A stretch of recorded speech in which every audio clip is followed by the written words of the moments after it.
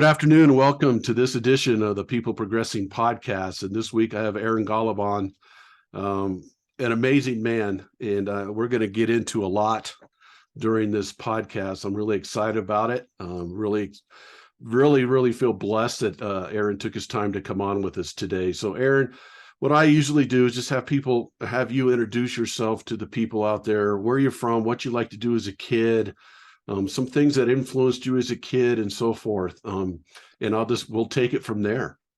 Yeah, absolutely. So, my brief background, and then I'll kind of dive into me as a child, like you said. But my background is my name's Aaron Golub. I'm legally blind, no vision in my right eye, extremely limited in my left. I played football at Tulane University, became the first legally blind Division I athlete to play in a game, was named a team captain, went on to become an NFL free agent, and now I'm an entrepreneur and a speaker. And, to dive into, what you're saying about me as a kid, I'm from Boston, Massachusetts, right outside of Boston. And, growing up, it was a typical childhood. I played tons of sports, um, sucked at most of them, eventually found football. And, in the beginning wasn't very good at that either. And, was able to find my niche in long snapping and eventually, find a way to be good at it. So, how have you been legally blind your whole life, or was that something that transpired over time, or how long has that been? Yeah, so I was born legally blind. Okay. So it's something I've lived with my entire life, never known anything differently. And, because of that, it's like I said, I've never known anything different. So when you started playing sports, Aaron, this is really intriguing to me. When you started playing sports, did you feel like it was going to be harder than the other kids who were playing, or did you just dive in and say, let's go, I'm going to do this, I don't care what's going on with my eyes? Or how did that transpire? Yeah, I always loved sports growing up. It was a passion of mine. And I knew I wasn't very good at them. I knew I wasn't the biggest, the fastest, the strongest, the most athletic, but I understood that it was something I enjoyed. And so as a kid, it was this balance between something I loved to do and something I just wasn't very good at. And it took me a while to find my groove of, even when I found football, I wasn't very good at first. I didn't play a ton at first. Sophomore year of high school, I was a third string junior varsity athlete. And I went from that in the next 3 years to being, a Division I football player. And that was kind of a big shift in my life. But growing up, no, I wasn't very good at it. I loved it, but it was definitely hard at times. What did sports give you, Aaron, growing up, playing those different sports and trying to fight your way through some of them? You said you weren't good at some of them, were better at some of them, but what did that teach you Yeah. that you use today? Yeah. It taught me so many lessons. I think one of the biggest ones is taught me how to fail. I think that one of the biggest problems that people have is they don't understand failure. They don't understand how to fail. And look, failing is not a negative. It's not a bad thing, in my opinion.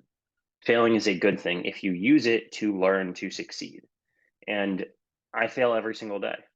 You know, if I fail at something and I use it to improve, I use it to learn, I use it to grow, and I make changes and implement those changes, that then turns into a success. It's not a failure. And I think that's one of the biggest lessons that I learned from playing football as a kid.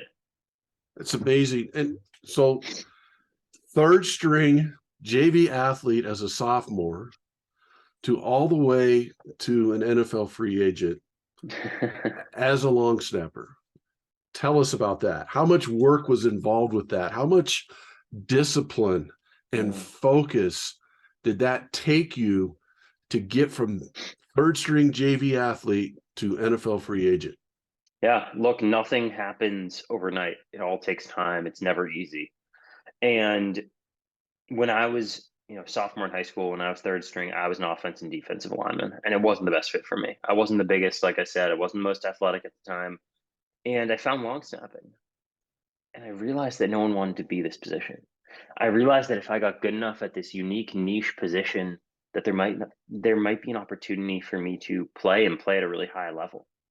And from then on out, it was, what can I do to get there? I knew that I had this limitation that no one else has.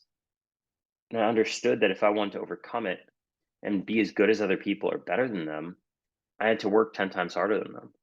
And so for me, for the next 3 years of high school, it was I woke up every single day at 5 a.m., practiced long snapping, went to school, went to practice with the team, lifted weights every night, went home, did my homework. That was my life for the rest of high school. And, you know, that wasn't even the hardest part. We'll get into it of, how I got the attention of schools and all of that. But just to get good at long snapping, that wasn't easy. It took time. It took years. It took an enormous amount of practice. It's not something that just happened overnight. And it takes a tremendous amount of pride in what you're doing and what you are. Yeah. And and I look at you and I sit there and I think about, here's this kid, a sophomore in high school, junior in high school, senior in high school, getting up at 5, practicing long snapping. You might have been the only person in the whole United States doing that at that time. Yeah. I mean, You you think never know. about that. I mean, and to overcome, you've never let your eyesight be a disability for you. You fought through that. Tell us a little bit about your mindset there. I know it had to be something where you're snapping a ball and you're running down the field and you're having a hard time seeing. Somebody could blindside you or whatever. How did you get over that? How did you get over that? I'm sure there had to be some fear there and so forth. Yeah, look, it was something that I was so passionate about, and I wouldn't even call it passion. I was obsessed with football at the time. I was Wow. absolutely obsessed, and I think there's a difference between passion and obsession. Yeah. Um, but I was obsessed with football, and it was all I thought about. It was something that I wanted to do. I wanted to be successful at, and I had this internal motivation, and that drove me. I think there's a difference between internal and external motivators, and most people focus on the wrong things. They focus on the external. They focus, why someone says they should or shouldn't do something, they can or can't do something, what was negatively said about them, or what's driving them that way. And there are times and places for that. If I go to the gym and I want to lift a heavy weight, maybe I'll think of something that gets me pissed off for the next 30 seconds so I can, lift a heavy weight. Yeah. Yeah. But if you want to see success long term, you need to focus on what I call internal motivators. And those internal motivators are, why do you want to do it for yourself? You know, I focus on when I was playing football, and now today and what I do now, it's I want to do this for myself because I genuinely want to do it. I had such an obsession with football that I wanted to play at such a high level for myself. I I did not care about anyone else's thoughts, opinions, beliefs about it. Like, it didn't matter if no one believed in me. It didn't matter what fear, hopped in my mind. It was I wanted to do it and nothing was going to stop me. Wow. Would you say I know a lot of great athletes, what drives them is that chip on their shoulder where people say they can't do something and that drives them to do something. Was there any of that involved with what your journey? No, again, because I think that's an external motivator in my opinion. Okay. And so, like, Okay. yes, in some instances, if I'm going into the gym, absolutely. For that 30 minutes, for that hour, whatever it is, I might think of something that gets me pissed off. Okay. I can't go in and squat, heavy weights without getting in that type of mentality. You can't go into the gym and squat heavy weights calm. It's just, you're never going to move the bar. And so in that type of scenario, absolutely. You think about the chip on your shoulder, and you do that to help you get through that 30 minutes, that 45 minutes, that hour. But long term, absolutely not. It wasn't about the chip on my shoulder. It was about, what I wanted to do. I always use the example of I'm from Boston. So look at Tom Brady. He got picked super late in the draft. And people say, oh, that must have drove him to be, the best quarterback ever. No, are you kidding me? Like, that might have drove him his first camp to play well, but past that, no. He had this obsession with football. That's what allowed him to be, one of the greatest of all time, not because he was picked late in the draft. Do you think he still thinks about that today? Absolutely not. It's that's a great analogy. And I have to ask this, Aaron. I think one of the things in our country that we all deal with, all people, probably in the world, is Yeah. it's comparison. I always say comparing takes the joy out of life. Yeah. How much of that was there for you, and how did you overcome it? Because I assume, and I know you should never assume, Hmm. that you at times would compare yourself to kids who could see Hmm. better, who could do those types of things. And did you ever say, man, if I could see 100%, what could I truly be? Or did you flick that off your shoulder and say, I'm not going to do that? I'm not going to compare. I can't say that I was never going to compare because I'm sure I absolutely did. Growing up, it was challenging because look, there were times that it took me so much extra work, like I said, to be as athletic or as strong or as fast as other kids. It took me a lot more work, Yeah. and because of that, it made me think, if I had vision, what could I do? But at the same time, let's flip it, because if I had perfect vision, would I have put in all that time and effort? I don't know. Would I have been a long snapper? Right. I Right. probably would have wanted to be a receiver or quarterback or a linebacker. Like, and who knows? I might have been good at that position. I can't tell you if I would have been or not would have been, but I I have a hard time believing I would have put in the same work, discipline, effort that I did. One of the things that I say today, and this wasn't something that I said in high school, it wasn't something that I realized at that young age, but I'm so thankful and grateful that I was born legally blind. And if I could go back to birth and change it, I wouldn't do so because it's turned me into the person I am today. I'm a strong believer that I wouldn't have been the athlete I became. I wouldn't have the relationships I have. I wouldn't have the businesses I have if I wasn't legally blind. And because of that, I'm thankful. That's amazing outlook, and I love it. Let's get into recruiting. So you were made yourself an amazing long snapper. You made Yeah. yourself great at what you did from your hard work, your determination, your pride, um, your persistence, all of those things. Now all of a sudden you're a senior in high school. Did college come Yeah. looking for you, or did you have to go looking for them? Yeah, I mostly went looking for them. I was fortunate enough that by senior year of high school, I was ranked as one of the top long snappers in the country and one of the top overall players of any position in Massachusetts. But it wasn't like I was a top quarterback. I wasn't getting knocked on, my door every single day. I had to go out and find a lot of these schools. Yes, a few of the smaller schools came to me, but that wasn't what I wanted. I wanted to play Division I football. Um, and so for me, it was really my first lesson in business, my first lesson in sales. I found the contact information for every single college coach in the country, and I cold emailed all of them until they told me to stop or didn't respond. I cold called all of them until they told me to stop or didn't respond. I showed up on countless campuses and just waited around trying to meet with coaches. You know, I did whatever it took to get in front of them because I understood that it was about getting their attention, especially for someone like me, that was the only way that I was going to get an opportunity. So I assume that Tulane answered your emails and so forth. And how did that all transpire where you ended up at Tulane? Yeah, no, they did. They were one of the few schools that, actually showed an interest to me. They, answered my emails. I hopped on calls with them. I went down to New Orleans, visited with the coaches, with the team, and it was a great experience. And, they gave me an offer, an opportunity to go play there. And I'm so thankful that they did. That's amazing. So did the how much did the subject of your eyesight come up in this recruiting process of trying to find a place to play? Was it a big hurdle for you? Was it something that you just overcame? How did that all transpire? Yeah, it was a big hurdle. There were a lot of schools that the second I told them I was legally blind, they lost interest or they found out and they lost interest. And that was hard. Don't get me wrong. But thankfully, Tulane was the one school that I told them about it. And they didn't seem to care that much. They seemed to think that, look, you're clearly a good long snapper. You're clearly a good kid. I think you can add value to our team. And they understood and they saw the work that I was willing to put in. And they knew that it might be a risk, but they gave me that shot. That's awesome.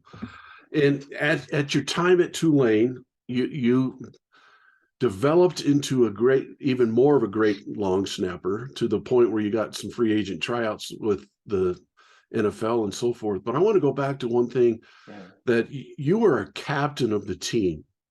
Yeah. And I always say that character wins. And when you're voted captain, that means you have high character. Was that done in your senior year that you were voted captain? And how did Yeah. that So feel? let me give you the backstory there. So, sophomore year of college, I played for the first time against UCF. Became the first legally blind Division I athlete to play in a game that day. That was in October. 2 months later, my coaching staff got fired. We went 3-9 my freshman and sophomore year, and they were let go. So a new staff came in, and honestly, I was super unsure what they were going to think because this was the one team that gave me that shot.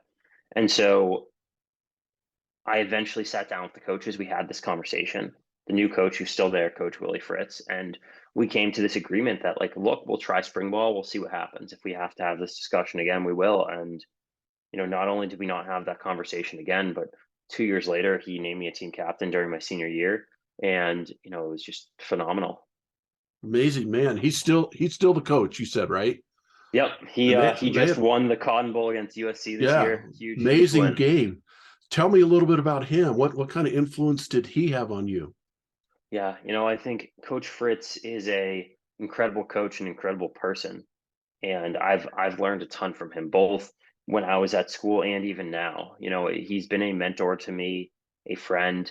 If I reach out to him and ask for help or guidance, he's always willing to do so, and answer my texts or my calls if I need anything. So it's not like we talk a ton right now, but we keep in touch. And when I once in a while I'm in New Orleans, I go see him, see the team, and chat. But he's phenomenal. I couldn't have asked for a greater coach to take over the team. He's amazing. His staff is amazing. He's done a incredible job with that program, and helping build it into what it is today. What would you say his number one? Maybe that's putting you on the spot too much. Number one or number two or number three qualities as a leader? Yeah, I think it's a really good question. I think it's that he genuinely wants the best for everyone there, and he cares. Look, if you want to make it to the NFL, he's going to support you and help you how he can. If you want to go into the field of finance, he'll help you and support you how he can.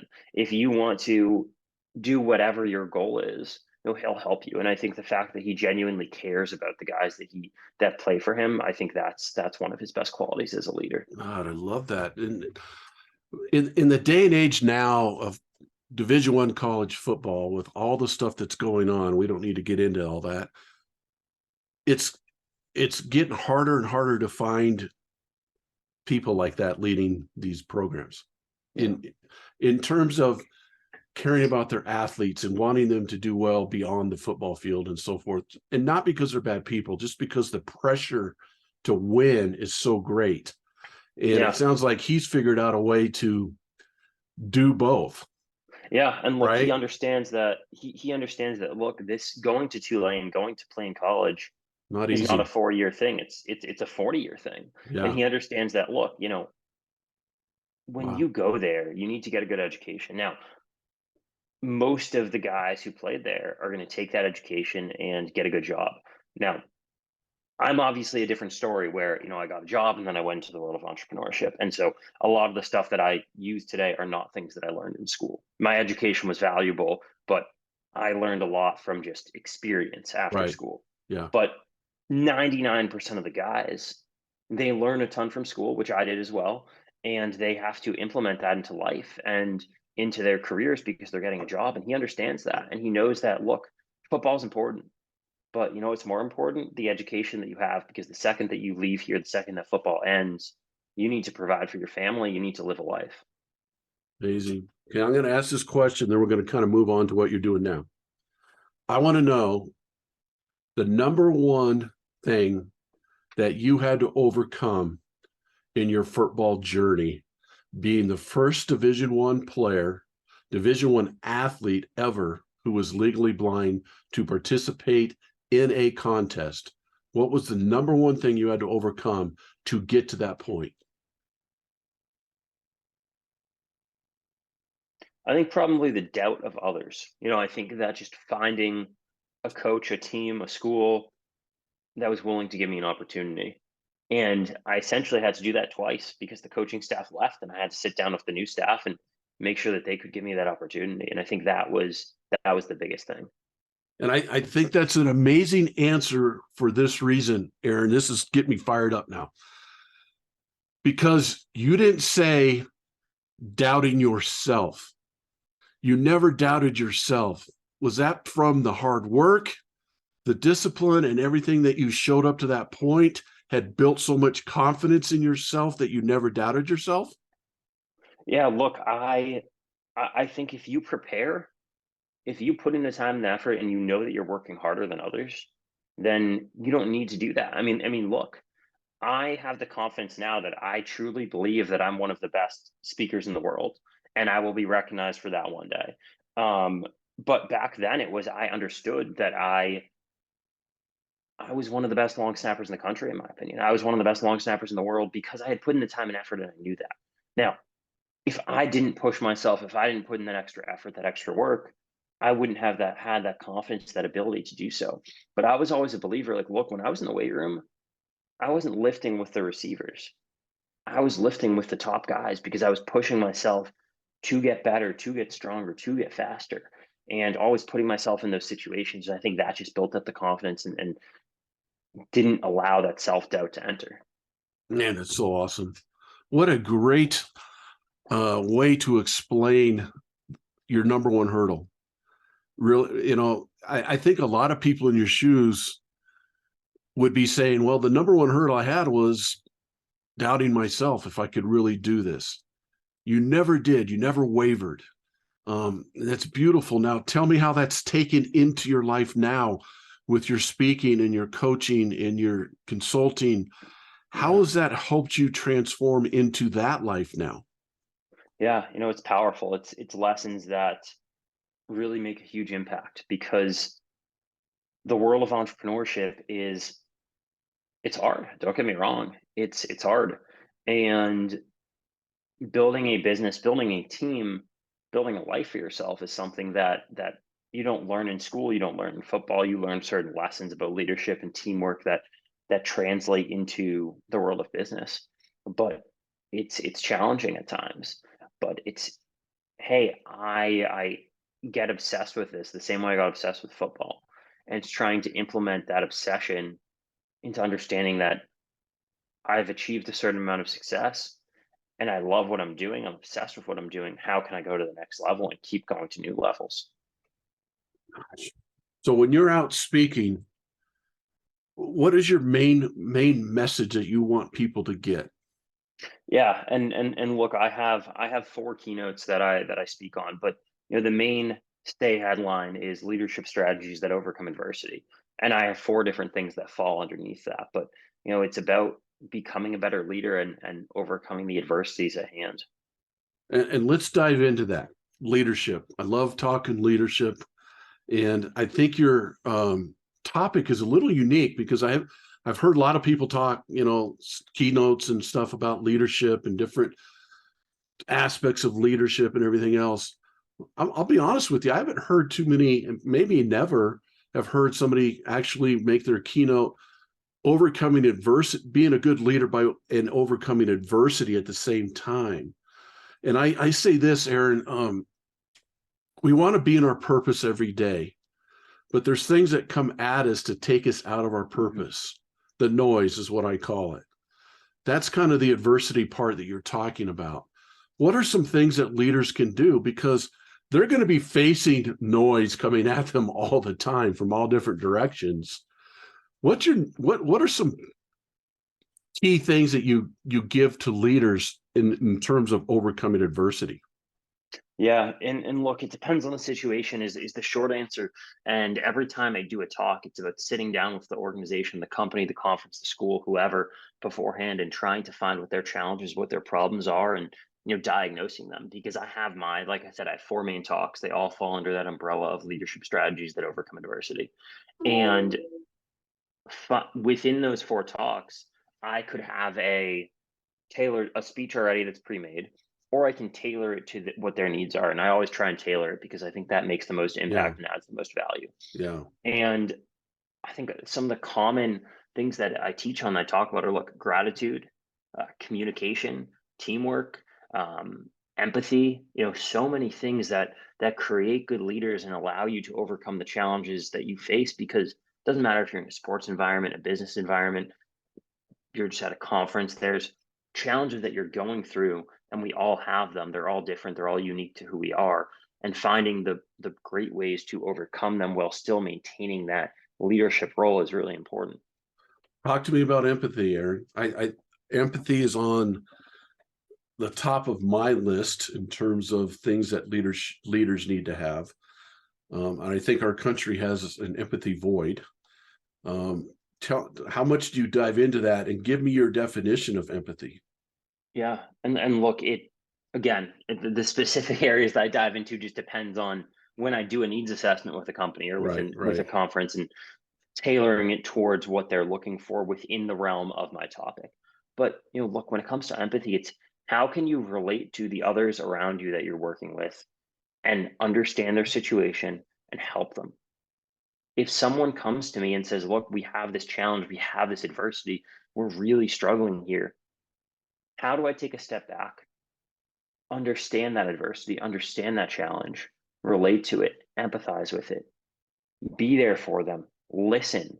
I think that's another key thing that leaders do that not enough people do, is actually active listening instead of Mhm. just passive listening. But listen actively and take what they're saying to heart and address it and help them figure out a way through it. That's really important when it comes to empathy, in my opinion. I agree with that. And two of my top leadership traits is empathetic and having great listening skills. I have a say, Perfect. yeah, I have a saying that you need to learn to listen so you can listen to learn. Because I think a lot of times us as leaders, coaches, so forth, we have a hard time with the listening piece of it, because in our mind we're always trying to solve. We're always trying to coach. So if I'm sitting down one-to-one with Aaron and I'm talking to you, I'm your leader at the company we work at, and you're trying to talk to me about this challenge that you're going through, I have a tendency to start problem solving that before you're done telling me the whole thing, instead of listening to the whole thing to learn about the whole thing and then help problem solve with that. And I think that's one of the big mistakes that leaders are making right now. They're not present enough. They need to use these two holes on the side of their head instead of this hole in the front of their head Yeah, a little bit more with that before they jump in and lead. 100%. And I think that when it comes to speakers, there is a problem there as well, because speakers are used to speaking and talking, and Right. they're not the best at listening. But there's also a difference between, in my opinion, a motivational speaker and a professional speaker. When I started off on this journey of building a business, becoming a speaker, working with companies, I was a motivational speaker years ago. And that's fine. That has its place. I still do that type of stuff sometimes if that's what a company wants, or that's what a sports team wants, or a conference, like that's fine. But I do not say I'm a motivational speaker. I'm not a motivational speaker. I'm not an inspirational speaker. That is not who I am or what I do. I am a professional speaker and consultant. And when I go into a company, when I go into a conference, when I go into a sports team, I'm not there to just motivate, because motivation doesn't last. Motivation lasts for a day, for a week, for a month, and Mm-hmm. then goes away.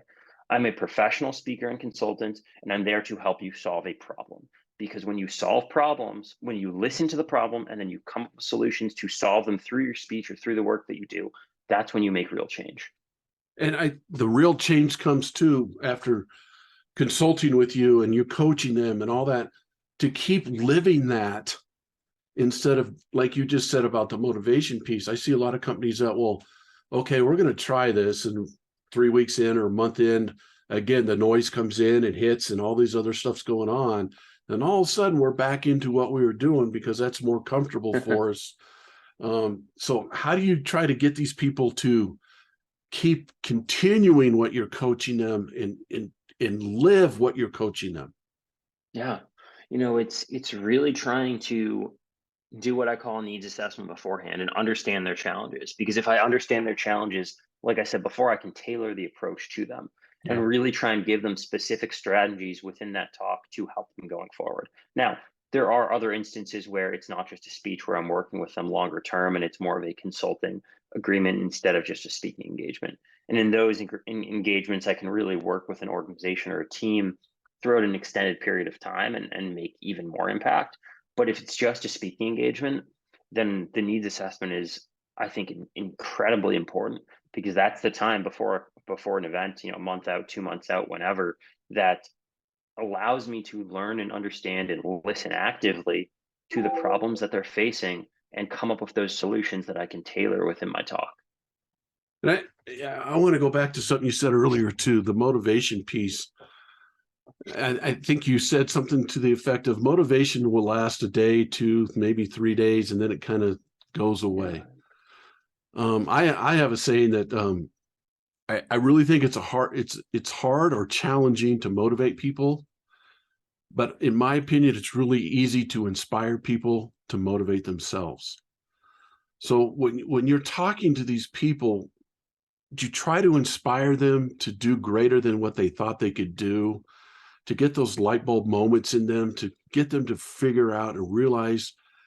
I'm assuming that when you were a long snapper, when you first started, it wasn't too easy, it wasn't too good. And as the work continued and the work continued and the work continued, man, the light bulb went on, and all of a sudden, man, I'm really good at this.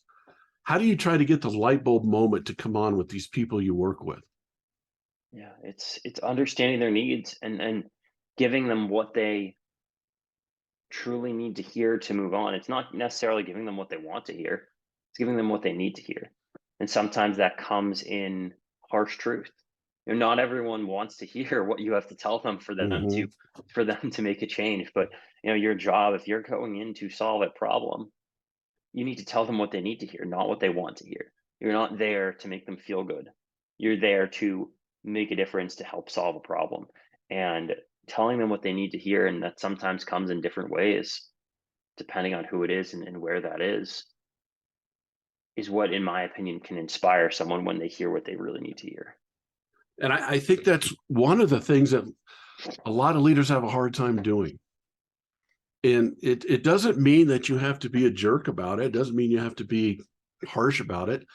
It just means you have to be truthful and honest about it, because you want that person to grow and progress. I've had Definitely. many conversations with players that I've had where I had to be really truthful with them.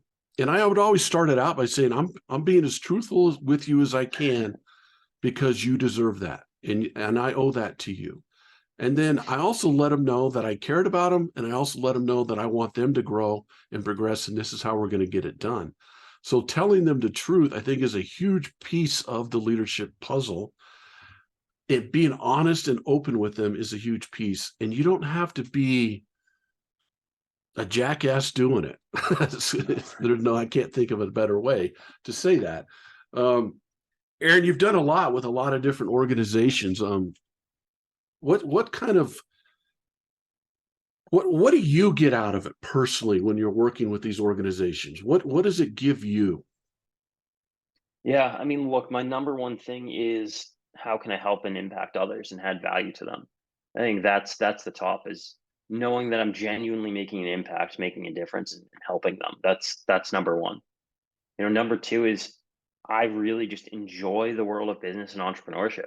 It's a game to me, honestly, of how can I grow my business and my businesses that I'm involved in, and get better at them. Like, that's fun for me. It's similar to football. It's, how can I do better this year than I did last year, or this quarter than I did last quarter, this month than I did last month. It's fun for me. I love it. It's so much fun. But that's my number two. My number one, and I think any entrepreneur who sees long-term success, their top one is not about the money. Their top one is something else. And mine is about, how can I really help and impact other people? And that's always my number one thing. And I genuinely enjoy that. I think it's really important. It's, when I walk away from an event, or from, coaching or consulting or whatever I'm doing, and I know that I made a difference, and you hear the feedback you get from the people there, it's so important, and it means so much. That's awesome. I want to go through. I know one of your businesses is the speaking and coaching and consulting. Do you have other businesses that you're starting too? Yeah, so I run two businesses right now. One of them is, I do, speaking, workshops, consulting, all of that type of stuff with, companies, sports teams, schools, conferences, all of that.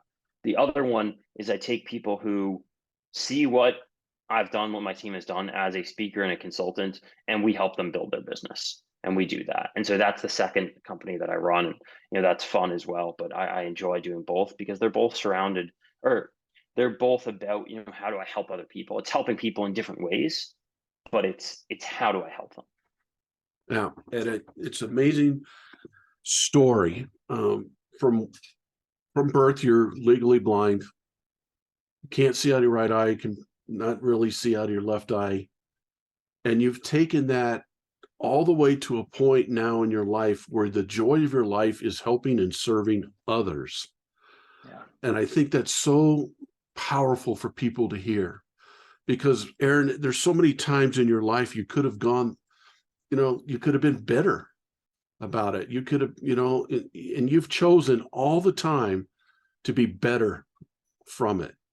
You said it earlier, I wouldn't change it because it's given me the ability now to go out and help others. That's a beautiful way to put this, and I And just really commend you on that.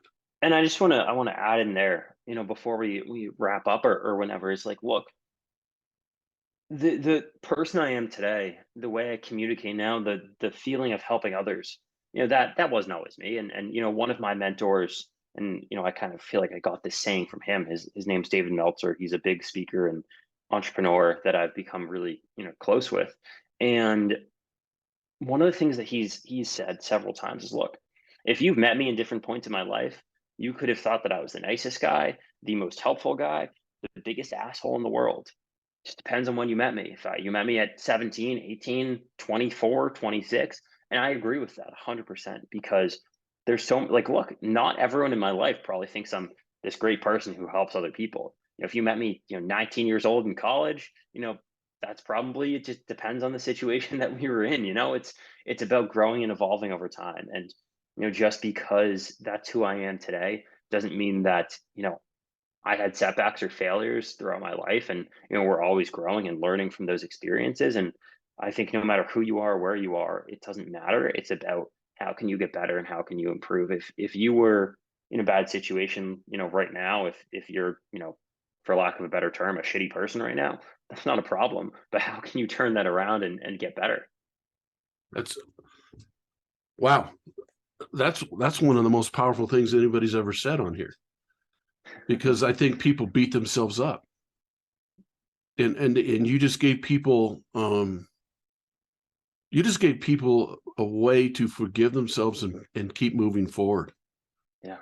and keep, like you said, evolving and keep growing into what they really want to be. Wow, what a great way to put that. You really got me thinking again. It's just amazing how you make me think, and how you make me reflect on things is really unique. I really appreciate that. I wrote a book, Aaron. It's called The Three Ps: Finding Your Purpose, Perspective, and Passion. Yeah. And I ask every person on my show those three questions. First, and you kind of talked about it a little bit, but what's your purpose in life? Yeah, my purpose is, and I know we talked about this, but it's to help and impact others. How can I make a difference in their lives and in the world? And what would you say your passion is? Honestly, at this point, my passion is entrepreneurship. I love it. It's more than a passion; it's an obsession for me. It's the same thing that football was, and that's how I know that I will continue to see success in it, because it's what keeps me up at night, and not in a bad way. It's because I'm always thinking of, oh, how can I improve? How can I get better? What can I do differently? It's a genuine passion for me. And what holds your purpose and passion together? Because your purpose and passion are kind of the same. They kind of equal each other in terms of, you want to help and impact people, and you want to build your businesses up, but your businesses are built on helping people and Hmm. guiding people and supporting people and so forth. There's going to be a lot of things come at you that maybe want to try to take you out of that. What holds it together is your perspective on life. Your perspective, you can always go back to your perspective, and that will usually put you back in your purpose and passion. What's your perspective on life? Yeah, look, I think that my perspective revolves around, what success is and defining success. Okay. I think that most people have this opinion of success that It's about how much money you make or the car you drive or the house that you live in. And look, that is not, in my opinion, what success is. That being said, look, do I want to make a lot of money? Do I want to live in a nice house? Absolutely. But do I want to be 80 years old and have a lot of money and have terrible relationships and be out of shape? Absolutely not.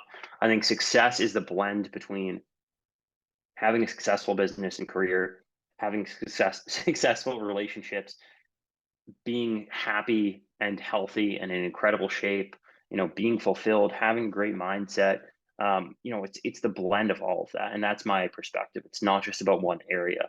Too many people think that you can see success in one area and you can't in the other. You can be super financially successful, but then your relationships and your health will suffer. You can be in a great relationship and be in great shape, but then, you don't have the time to be financially successful. And all of that is BS. You can be successful in all areas of life. And that's my perspective of, I want to be fulfilled. And that involves creating success in every area of my life. That's awesome. And you've opened the door for a lot of people right now. With the last about 10 minutes, you've opened the door to let people out of their own way, to be honest with you. And I really appreciate that. One last question. What's the number one thing you've learned in building your businesses? It takes time. It really takes time. I think a lot of people, and I used to be like this when I was younger, and I say that, but I'm still 26 years old. I'm still young. Yeah, you are. When I started in the world of entrepreneurship, I had shiny object syndrome. I had 3 speeches yesterday. I'm kind of, I feel like I'm mixing up my words here. I had shiny object syndrome, and if I didn't see success at something, I would maybe want to go do something else or look at something else. And too many people have that. The way you see success is you focus on one thing and you just keep going and understand that you're not going to see success next week, next month, maybe even in the next year. But if you keep at it and you keep building in 12 months from now and 6 months from now, you never know, your life could be completely different. I know so many people that have gone from, hey, look, I'm so miserable in my 9 to 5. I just need to find a way out of it. And they start something on the side and they do it every single day for a year. And then after a year, they have, a business where maybe they're not making 6 figures or anything yet, but they're making 80% of their income from their job. And then they're at the point where like they can quit. Like that's incredible. That's the biggest lesson that I've learned is it doesn't happen overnight, but it will take time and you will eventually get there if you keep going. And it won't ever get there unless you take the step into it. Yeah. Right. I mean, I think there's a lot of people out listening to this, right, that will be listening to this podcast and saying, well, I just don't know if I want to take that leap. It scares me. I'm kind of nervous about taking that leap because my 9 to 5, which I don't like, I'm disengaged at, but it's still giving me a paycheck. And I'm just a little bit afraid to leave that security to go out and try something and get after it. Yeah. Well, Aaron, I appreciate you coming on, buddy. I know you had a long day with speaking yesterday, and so forth, and just blessed to have your time with us in our show. And how can people get a hold of you if they want to have you come speak or work with their companies or whatever? Yeah, the easiest place, obviously you can find me on social media, but my website is aarongolub.com and my email is aaron@aarongolub.com. If I can help in any way, reach out. Always happy to chat and to listen. And for those of you who are listening to this podcast, it's AARONGOLUB.com.